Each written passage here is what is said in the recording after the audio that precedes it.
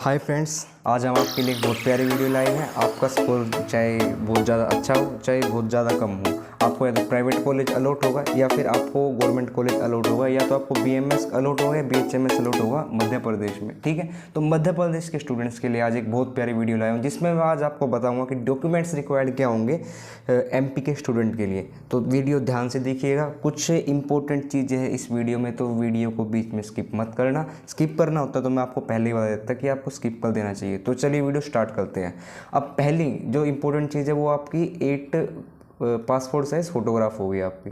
ठीक है, 8 passport size photographs, तो ये आपको ज़रूरत होगी काउंसलिंग के टाइम पे। दूसरा, certificate and marksheet of class 10। ठीक है, एक ये चीज़। तीसरा, certificate and marksheet of class 12। ये बहुत ऑब्वियस आपको पता भी होगा कि ये तो किसी भी काउंसलिंग में रिक्वायर्ड होगी। चौथी चीज़, नीट 2023 रैंक कार्ड। आपका रैंक कार्ड आ गया होगा जिसमें आपका स्कोर और रैंक दोनों मेंशन की होगी। नीट 2023 एडमिट कार्ड दोस्तों आपने डाउनलोड किया होगा, उसकी आपके पास हार्ड कॉपी भी होगी, तो वही वहाँ पे आपको दिखानी होगी। और कैटेगरी सर्टिफिकेट भी हो गई। जनरली जो जनरल कैटेगरी के दोस्त हुए तो उनको तो कोई कोटा मिलता है नहीं, तो उनकी ज़्यादा कैटेगरी सर्टिफिकेट की रिक्वायरमेंट नहीं होती है, लेकिन फिर भी अगर आप बनवाना चाहें तो बनवा सकते हैं। दूसरी अगर मैं बात करूँ ओबीसी सर्टिफिकेट की, देखिए दोस्तों, ओबीसी सर्टिफिकेट खाली से काम नहीं चलेगा, ये बात आप ध्यान रखिए। आपको मैं पहले ही बता रहा हूँ, कभी काउंसलिंग के टाइम में कोई प्रॉब्लम हो, आपको अच्छा स्कोर हो और उसके बाद भी आपका एडमिशन ना हो, ओबीसी एनसीएल का सर्टिफिकेट चाहिए। एनसीएल का मतलब है नॉन क्रीमी लेयर, मतलब आपकी जो पर एनम इनकम है वो कोई बहुत ज़्यादा अच्छी नहीं है, तो आप नॉन क्रीमी लेयर सेक्शन में आते हैं, तो तभी आपको ओबीसी का कोटा मिल पाएगा, अदरवाइज़ आपको कोटा नहीं मिलेगा। तो ओबीसी कोटा अगर आपको चाहिए तो ओबीसी एनसीएल का सर्टिफिकेट बनवा लीजिए। कई बच्चे जानते हैं ओबीसी एनसीएल के बारे में, तो लास्ट ईयर उन्होंने बनवाया ज़रूर होगा कि OBC NCL certificate last year बनवाया होगा, तो उनको तो बिल्कुल टेंशन फ्री हो जाना चाहिए। बहुत बढ़िया बातें सब कुछ चलनी चाहिए, है ना, इजीली काउंसलिंग के टाइम पे दिखा देना है, वो सब ओके होगा। लेकिन दोस्तों आप ध्यान से बात सुनिए, ओबीसी एनसीएल जो हमारा होता है वो 1 ईयर के लिए वैलिड होता है, और 1 ईयर के लिए अगर वो वैलिड है तो पिछले साल आपने बनवाया था, अभी तक 1 साल पूरा हो गया तो दोबारा जाइए कहाँ पे, तहसील में जाइए, अपने एरिया की जो भी होगी वहाँ पे जाके अपना ओबीसी एनसीएल रिन्यूअल के लिए मांग कीजिए और अपना ओबीसी एनसीएल रिन्यू कराइए। रिन्यू ओबीसी एनसीएल चलेगा दोस्तों। ठीक है, सिमिलरली मैं डोमिसाइल सर्टिफिकेट की बात करूँ, डोमिसाइल सर्टिफिकेट भी बस 1 साल के लिए वैलिड रहता है, तो इसको भी आपको रिन्यू कराना पड़ेगा दोस्तों। जल्द से जल्द ये करा लीजिए, क्योंकि नेक्स्ट मंथ से काउंसलिंग शुरू होने के पूरे चांसेस होंगे हमारे।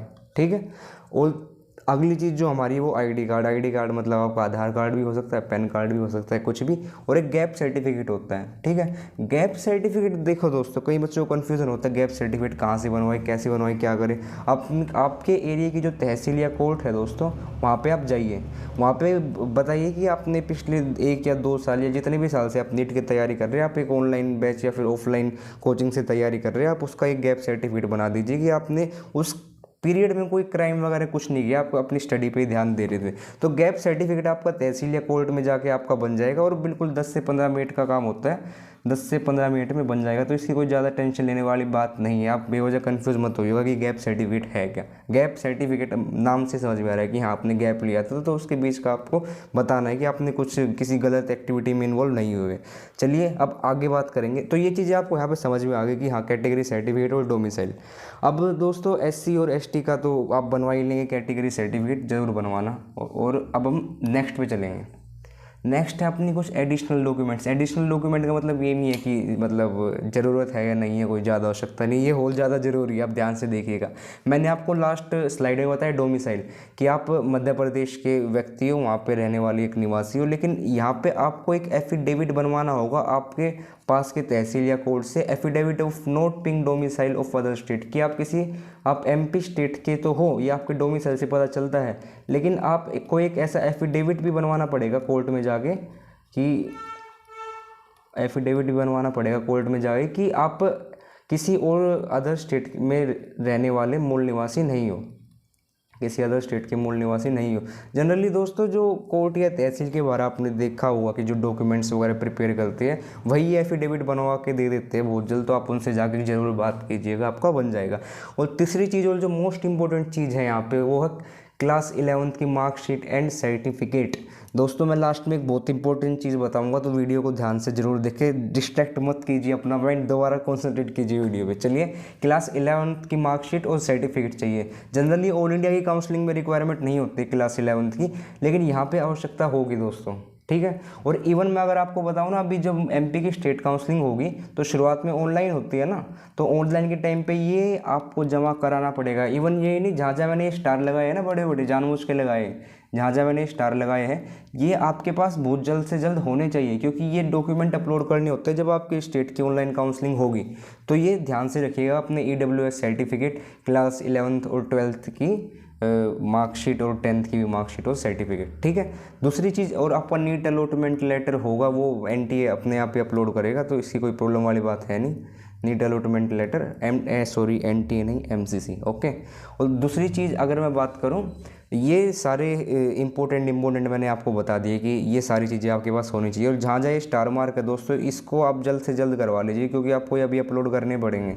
जब अभी नेक्स्ट मंथ से स्टेट काउंसलिंग शुरू होगी ना, ये आपको अपलोड करने पड़ेंगे। मैंने यहाँ पे जानबूझ से स्टार मार्क लगा रखा है, तो ध्यान रखिएगा, बिल्कुल ध्यान रखिएगा दोस्तों। आपके 600 नंबर भी होंगे ना, तभी भी एडमिशन नहीं होगा अगर ये चीज़ें नहीं होगी अभी काउंसलिंग के टाइम पे। तो जल्द से जल्द बस आप तहसील या फिर अपने पास के कोर्ट में जाइए और सारी चीज़ें जल्द से जल्द करा लीजिए, ठीक है। और ये OBC NCL का ध्यान रखना दोस्तों। अब देखिए, कुछ बच्चे ऐसे होंगे जिनको क्या करना होगा कि MP में कॉलेज नहीं लेना होगा, उनको किसी अदर स्टेट में कॉलेज लेना होगा, तो उनको ऑल इंडिया की काउंसलिंग में पार्टिसिपेट करना पड़ेगा, है ना। ऑल इंडिया कोटा के थ्रू वो पार्टिसिपेट करेगा। तो इसमें पता क्या होता है दोस्तों, अब बात ध्यान से सुनिएगा, बिल्कुल ध्यान से कान खोल लीजिए इस चीज़ में। कई बार क्या होता है कि जो कैटेगरी होती है ना दोस्तों, वो स्टेट में तो OBC में आती है, लेकिन ऑल इंडिया के केस में वो जनरल में चली जाती हैं। हाँ, ऐसा होता है, दिल्ली वाले बच्चों के साथ ऐसा बहुत होता है। तो MP में भी ऐसा ना हो, तो मैं आपको बता दे रहा हूँ कि ये जो ऑल इंडिया के लिए है ना, कैटेगरी सर्टिफिकेट का नाम होता है सेंट्रल का सर्टिफिकेट, सेंट्रल का कैटेगरी सर्टिफिकेट। तो आप सेंट्रल का कैटेगरी सर्टिफिकेट बनवा लीजिएगा अगर आपको कहीं बाहर अदर स्टेट में कोई एम्स जोधपुर वगैरह लेना हो और आपके 710-700 कुछ मार्क्स आए हैं, तो सेंट्रल का बनवाना। लेकिन अगर आपको अपने स्टेट में एडमिशन लेना है तो इस चीज़ को आप भूल जाइए, इसकी टेंशन मत लीजिएगा कि आपको सेंट्रल का कैटेगरी सर्टिफिकेट बनवाना है, ठीक है। वीडियो लंबी ना हो इसके लिए मैं आगे चलता हूँ, जल्द से जल्द खत्म करने की कोशिश करूँगा। हाँ, सेंट्रल का सर्टिफिकेट मैंने पीछे एक्सप्लेन किया है कि अगर आपको ऑल इंडिया से एडमिशन लेना है तो आपको ये ज़रूरी होगा, ठीक है दोस्तों।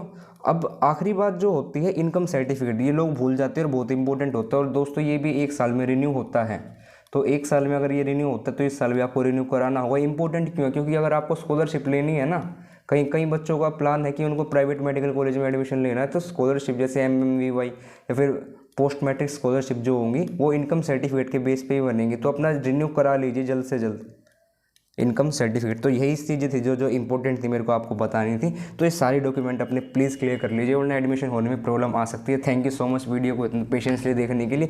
और कोई टॉपिक अगर आपको लग रहा हो, आपको ज़रूरत है, तो मेरे को ज़रूर बताइए, तो मैं पक्का कोई ना कोई वीडियो आपके लिए अपलोड करूँगा। Thank you so much.